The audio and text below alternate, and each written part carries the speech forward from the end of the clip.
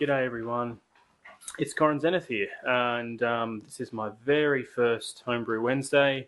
I thought I'd just throw one of these out there because I'd never really done one before, well, I haven't done one before, sorry, and I thought I'd let you guys know what I was up to. These are two things I may be sending, well, I'd like to send to Mr. Fairway. One is my very last extra strong vintage Cooper's Ale, which is 14 years old. All right, Craig said that he'd be keen to have one of these. It's a little slice of South Australian Cooper's brewery history, and a very, very nice drop. Anyway, the next is, I don't know if you can see right through that, it's extremely clear. It's my Christmas mead that I did. I was going to send that through to him. This is my second ever batch of this. The first one was an experiment which turned out amazing. This one here is roughly 13 to 14% ABV and a bit of a secret recipe. I can't give away too much, but it's fantastic. It's semi-sweet to sweet. It's really a dessert wine. Very nice warm, very nice room temperature. This is a larger bottle, which I'm going to be, if you can see that there, whoa, there you go, very nice. I'm going to be sending, this may have a part to play in Honey Month this year, which I think is in September, but if it's earlier, I need to get onto that and get it sorted. Anyway, I'll give you a bit of an idea as to the clarity of it. It's very clear. You probably saw it from just the background anyway. It's a very clear. Now, the very first batch I did of this, it was a straightforward. I did 2 4-litre batches, so a total of 8 litres. And it was a full-on experiment. It came out fantastic. I aged it for just a year. There was a little bit left after a year, and people were just raving about it. And I was really stoked by that. This is my second ever batch. I did 23 litres of it. And guys, there's a bit of a misconception out there. And although this is my personal opinion, it is also, I've also heard other home brewers and definitely mead makers say the same thing. So I'm just putting it out there. There's a bit of a misconception that when you make mead, you can't even pour yourself a glass of it until at least 3 years. Which I'm sorry, but it's just really not true in my personal experience. I use a method called staggered nutrient addition, and what that means is that you are giving yeast nutrient to the yeast throughout their life cycle when they need it. So a little bit at the beginning as a starter. I think 24 hours later you do it, and then 48 hours later, then you do it maybe another couple of times. I've got the actual pattern written down.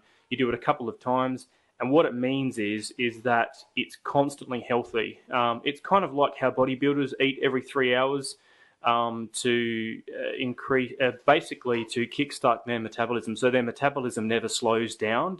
That probably makes sense if I say it that way. The yeast isn't slowing down. If it's having the nutrients that it needs constantly throughout its life cycle, then it's not slowing down and, until the end of the fermentation, it's just slow. It's really just, I've got what I need, I've got what I need, I've got what I need, I've got what I need, all the way through. I don't know if that makes sense, guys, but you know what? Apparently there's a science to it. It's been proven. I've done it myself, okay? So this is experimentation at its best. I saw that method. I saw some videos on it. I decided to do it myself, and it worked. This was bottled in September last year. Okay, this was bottled September last year. This stuff here, these two. I could drink it straight away when it was actually done. All right, so when I bottled it, I could drink it straight away. So that gives you guys a bit of an idea as to, I suppose, those misconceptions about mead. Mead does taste better when it's older, yes, but young mead can taste as good as a couple of year-old mead if you ferment it appropriately and give the yeast what they need. And it is not difficult, guys. It is not difficult. You just have to be careful with sanitizing when you get in there and you give the yeast the extra food, because you don't want any sort of bacteria and stuff getting into it when you're doing that. Now, the other thing I wanted to show is this chocolate grain. Absolutely beautiful stuff. I got it from Brewcraft, which is a local home brew supplier. Sorry, I used, I think it was 60 grams of this in the sorry, not in the Coopers, in the Craig Tube Double Fisted Ale. All right, you guys are probably aware of that now. That beer. I hope you all give it a try. It's absolutely, well, I thought it was great, and Craig thought it was great. So, and it's a fairly simple recipe, easy to make, and it comes out tasting as good as a lot of craft beers I've tried out there, even like the local stuff. So I guess that's saying something. Yeah. Anyway, it's, you know, you guys give it a crack and you guys make up your own mind. But this is the stuff I used. Okay. It's a little bit of this, and there was some Caramunic I don't have on me at the moment, but this was really quite nice. Made the beer look extremely dark, but it didn't taste dark, and I think Craig commented on that as well. I'm going to be using this in a recipe soon, and that's probably one of the things I wanted to just quickly mention to you guys. I'll be doing a stout soon, my very first stout, and for me, I wanted to experiment. I don't do anything by halves. I mean, I don't mind doing a kit and kilo just to see how things go, but I've moved on from kit and kilos, and I do a lot of adjuncts and steeping grains and things like that, and extra hops. But I'm doing a stout, and I'm calling it a mocha latte stout because I'm using 350 to 400 grams of lactose for 19 litres. I'm using Cooper's Dark Ale, Cooper's Stout kit, so there'll be no added hops. I'm using the pre-hopped setup. I'm using another can of Cooper's Dark Ale. Plus, I'm using probably 150 grams of this, maybe even more, 250 maybe, to steep. Plus, I'm using low-fat percent, 100% cocoa baking powder. I'm using roasted espresso beans, and I'll be using either coffee essence or chocolate essence as well. Yeah, and I'll be making a mocha latte stout. And just seeing how that goes.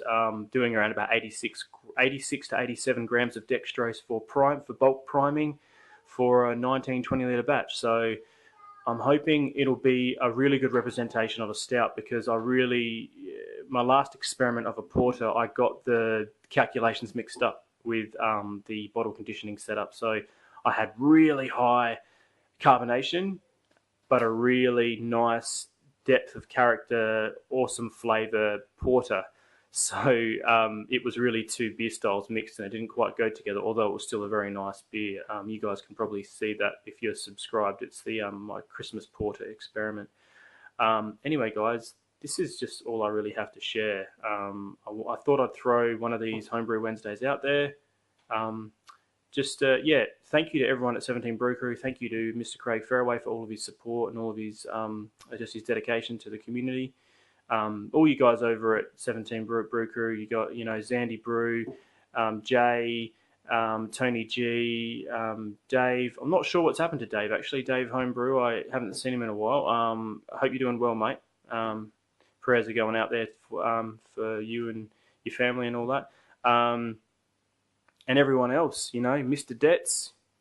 Detmerds. I'm missing so many people. And you know why it's so easy to miss so many people on 17 Brew Crew now? There's so many people that are joining, and there's so many nice guys out there. I just want to say thanks to everyone. Anyway, blessings to you and your family. Take care of each other. Have a fantastic day. Drink responsibly, and enjoy your craft. Enjoy your hobby. Have fun. Look after each other. Do something kind to someone, and share the love. All right, guys. Have a good one. 17.